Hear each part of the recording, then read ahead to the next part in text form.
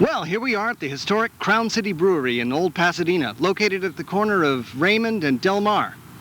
We're going to speak to Mike Lanzarata, the brewmaster here. Come on, let's go inside. Hi, Mike. Hi, Mike. Good to see you today. Welcome to the Crown City Brewery. Thanks for letting us come.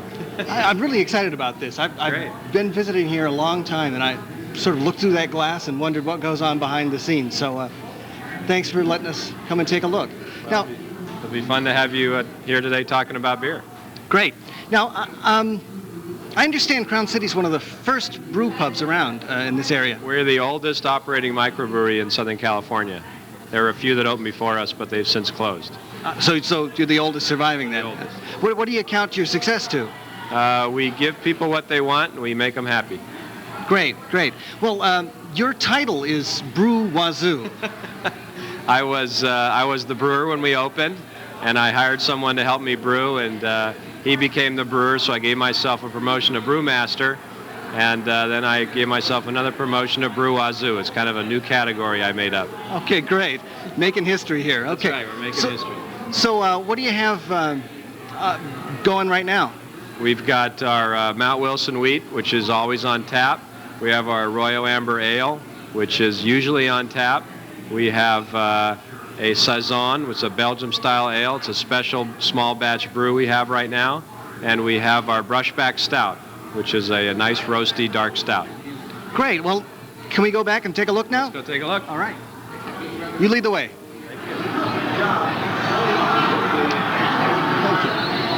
This is the brew house. Okay, the brew house. It's actually a combination brew house and fermentation room.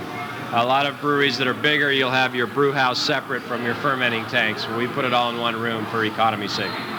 Each of these tanks, they look pretty much the same from this level. Do they have a different job? The kettle in the middle of the room here has a separate job from the fermenting tanks along the window. They're similar in looks to, but when they manufacture them, it saves them money to make them similar. So this tank in the middle, what is this for? This is the kettle. This is where we boil our hot wort and add our hops, and it's actually the most important part of the brewing process.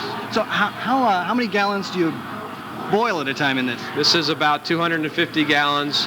Our batch size by the time we're done is down to 200. So we eventually end up with 200 gallons of beer.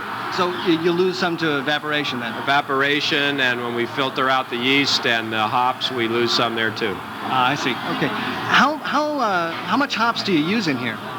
Some of our beers we use about 2 pounds of hop pellets, and some of our beers we use 3 to 3.5 pounds. Hop pellets are pressed flower hops. They're concentrated.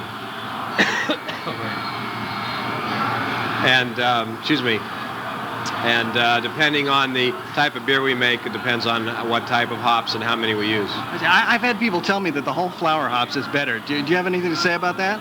Well, in a small brewery situation, it's much more difficult to deal with whole hops. Also, they're not as stable. They're great when they're fresh, but in a long time storage, which is what we have to do, buy in large quantities and store them, they lose their potency. So pellets are much more stable. Yeah, I've found pellets are just fine myself. That's what I always use. There's a lot of opinions and myths in the brewing business. That's for sure. All right. Now, these you say are the fermentation tanks. Right. How long do you spend fermenting the beer? Well, after we've boiled and cooled the wort, we put them in the fermenting tanks and add our yeast, and they'll spend between 1 week to 10 to 12 days in these tanks. The yeast working through the chemical process to actually make beer. You mentioned cooling the wort. Now, at home, when I'm doing 5 gallons, it takes me maybe a half an hour with my little wort cooler to cool off. How long does it take to cool a batch like this off? It takes about the same amount of time. We have a high-capacity heat exchanger. We run water through it one way and the hot wort through the other, and the heat gets out of the wort into the water. What temperature do you pitch the yeast at when you're finally ready? The wort is in the high 80s to low 90s degree Fahrenheit when we pitch our yeast. It's a good temperature to get the yeast going quickly. The most critical time when beer making is when you've finished with the hot wort and until the yeast gets going and starts producing alcohol, which acts as a preservative. That sweet, hot wort is very susceptible to bacterial infection. Yeah, bacteria is a big issue. How do you keep your equipment clean, sanitized? Well, we use special heavy-duty commercial chemicals, and we do something called CIP, which is circulation in the tanks that scrub the sides of the stainless steel tanks. Stainless steel is the best way to handle any sort of food product, and I know in advanced home brewing it's a big step when you finally go and ferment and condition in stainless steel. Yeah, we're just using glass right now. Yeah. Right. Now, I noticed there's a green hose coming off of this tank. What's that for? Well, in home brewing there's that little blow-off system you have on top of the carboy. This is basically the same thing. The green hose allows the excess CO2 to blow off and to go down into our green little buckets here and bubble, and no contaminating air can come up back through the hose because the hose is underwater. Oh, so the water, it's like a fermentation lock. Exactly. Once the blow-offs stop, though, do you have some other device that keeps bacteria out? Well, we seal up the tanks after that.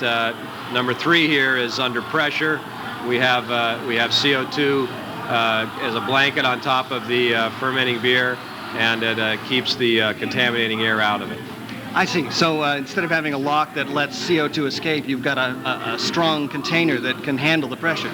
Right. What we've actually done is we've turned this similar to a carboy into something like a soda canister that allows the beer to stay in there without being contaminated. You leave the beer here for how long? Anywhere from a week to 2 weeks. I see. Now, you spend a little more time before you start serving it, though, right? Well, we have the filtration process next, where we filter out the yeast rather quickly. We don't have the luxury of time as in home brewing where you can allow it to settle out. We have to filter it out with a plate and frame filter, and then we go through our carbonation stage and our conditioning stage, and then it's ready to drink. Now, is the conditioning stage done here? No, it's in our other room behind the big door. So this is the place. Oh, it's cold in here. Yes. It's a conditioning room. What temperature do you keep it in here? It's about 40 degrees. Is it about the same for every beer you brew? It's the same for every beer we brew. We keep the temperature at this point because we also dispense out of this room. We don't just store our beer here. So it's a temperature that the customers like it then? Exactly. We dispense right out of the bottom of these tanks when we're ready, right through the walls through a chilling system that keeps the beer cold all the way to the taps. These tanks are like giant kegs. They're pub tanks that were originally manufactured in England. They used to put them in the cellars of pubs, and then a giant tank truck would come by, run a hose down through the window, and fill up these tanks with beer. Oh, so that's what's in the basement of a pub in England then? Right. They've got away from that system, though, and now they're just using strictly kegs over there also. Like many places here. Right. Now, I noticed when we came in, the lights were on. Is there a light on here all the time? During the day, when we come and go, it's easier just to leave the lights on. I see. The tanks are stainless steel, so there's no problem with light interaction with the beer then? No, they have little glass portholes, but that's not a problem. I was wondering if maybe it was a mystery, like the refrigerator. Open the door, lights on. Does it stay on when the door's closed? No, that is a interesting fact. You shouldn't leave the light on all the time when you have your beer in a carboy. Yeah, that's something we talked about. Right. All right.